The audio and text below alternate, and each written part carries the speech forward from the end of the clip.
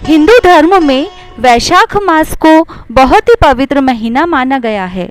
इस मास की पूर्णिमा तिथि को गंगा स्नान, दान, पुण्य और व्रत करने से विशेष लाभ होता है। वैशाख पूर्णिमा के दिन किए गए किसी भी शुभ कार्य से मनुष्य को अक्षय पुण्य फल प्राप्त होता है। इस दिन तीर्थ स्नान करने के बाद श्रद्धा अनुसार अन्न, जल, स्वर्ण अथवा वस्त्र आदि का दान करना चाहिए तथा कथा सुननी चाहिए। इस दिन श्री हरि विष्णु जी की विधि विधान से पूजा करें और कथा सुनें। तो आइए आज हम सुनते हैं वैशाख मास की पूर्णिमा की व्रत कथा। यह व्रत कथा यदि आप व्रत ना करें तो भी सुने तो हमें अक्षय फल की प्राप्ति होती है। प्राचीन कथा के अनुसार द्वापर युग में एक समय की बात है। माँ यशोदा ने भगवान कृष्ण जी से कहा कि हे कृष्ण, तुम सारे संसार के उत्पन्न करता और पालन करता हो। आज तुम मुझे ऐसे व्रत को कहो जिससे स्त्रियों को मृत्युलोक में विधवा होने का भय नहीं रहे तथा इस व्रत से संपूर्ण सृष्टि का उद्धार हो। यह सुनकर श्री कृष्ण ने कहा, हे माँ, आपने मुझसे बहुत ही सुंदर प्रश्न किया है। मैं आपको विस्तार पूर्वक बताता हूँ। सौभाग्य की प्राप्ति के लिए स्त्रियों को 32 पूर्णमासियों का व्रत करना चाहिए। इस व्रत को करने से स्त्रियों को सौभाग्य, संपत्ति आदि की प्राप्ति होती है और संतान की रक्षा होती है। यह व्रत अचल सौभाग्य को देने वाला एवं भगवान शिव के प्रति मनुष्य मात्र की भक्ति को बढ़ाने वाला व्रत है। तब यशोदा जी कहती हैं कि हे कृष्ण, सर्वप्रथम इस व्रत को मृत्युलोक में किसने किया था?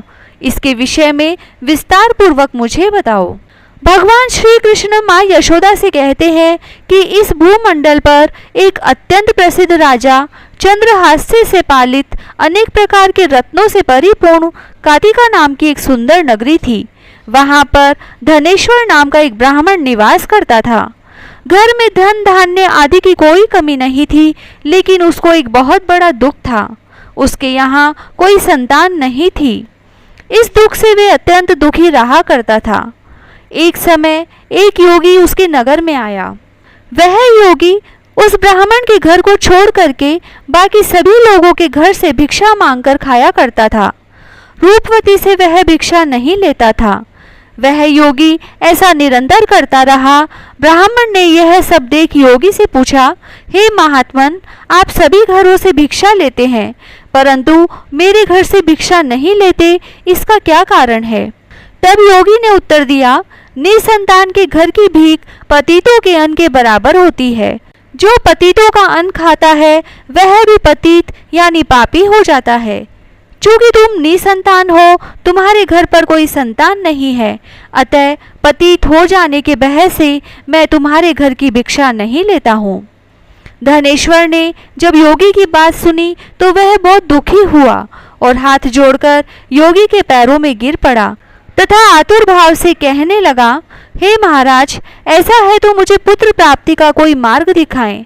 आप सब कुछ जानने वाले हैं, आप मुझ पर अवश्य कृपा करेंगे। धन की मेरे यहाँ कोई कमी नहीं है, परंतु संतान न होने के कारण मैं बहुत दुखी हो गया हूँ। मेरे इस दुख का हरण कर लीजिए। ऐसा सुनकर योगी जी ने कहा कि हे ब्राह्मण, तुम चंडी देवी की आराधना करो। तब ब्राह्मण ने घर आकर अपनी पत्नी से पूरा वृत्तांत कह सुनाया। वृत्तांत सुनाने के उपरांत वह वन को चला गया और वहां पर चंडी की उपासना करने लगा।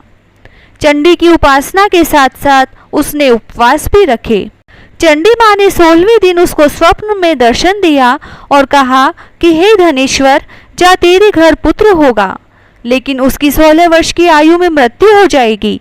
यदि तुम दोनों स्त्री पुरुष 32 पूर्णमासियों का व्रत श्रद्धा पूर्वक और विधि पूर्वक करोगे तो वह दीर्घायु हो जाएगा। जितना तुम्हारा सामर्थ्य हो उतने आटे के दिए बनाकर शिवजी का पूजन करना, लेकिन उसके 16 वर्ष पूरे होने से पहले पूर्णमासी के 32 व्रत पूरे हो जाने चाहिए।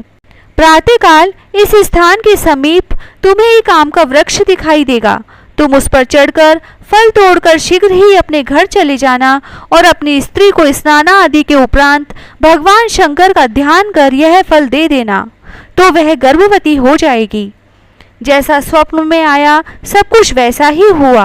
जब आम का पेड़ दिखाई दिया तो वह ब्राह्मण उस पर चढ़कर फल तोड़ने का प्रयास करने लगा, परंतु वह असफल रहा।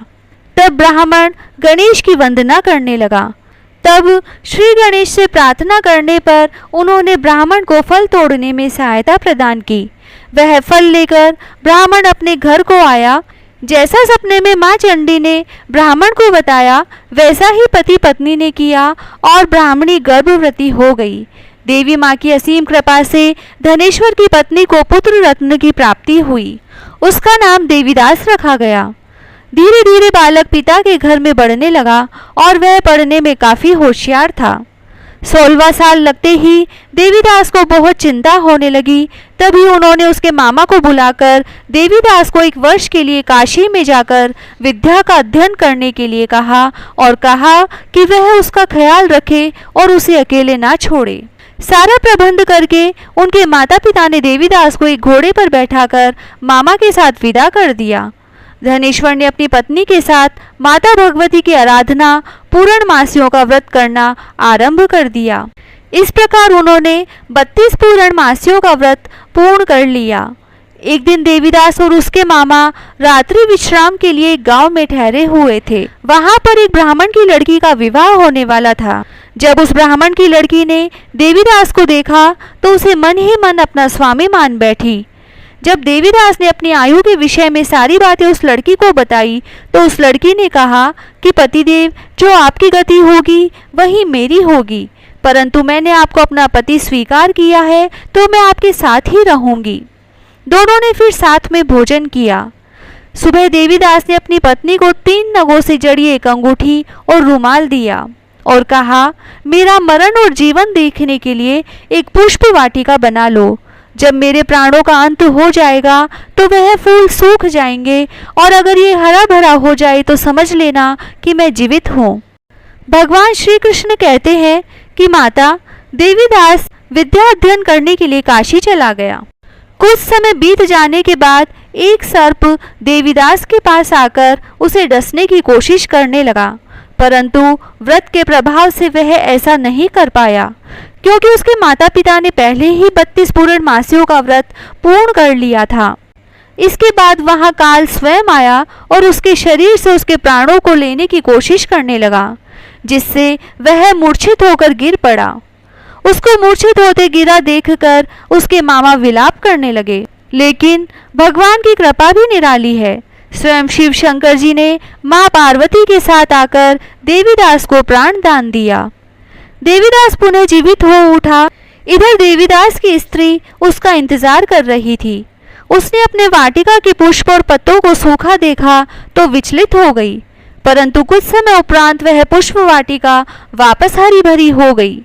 ऐसा देखकर देवीदास की पत्नी बहुत खुश हो गई और पिता से अपने पति को खोजने के लिए कहा।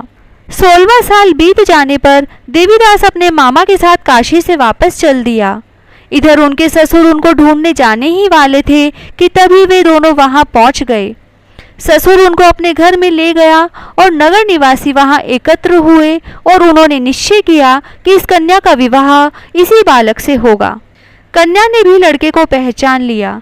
कुछ दिनों बाद देवीदास अपने पत्नी और मामा के साथ उपहार लेकर अपने गांव पहुंचा। देवीदास के सकुशल आने की खुशी में माता पिता बहुत खुश हुए और पूरे गांव में जश्न मनाया।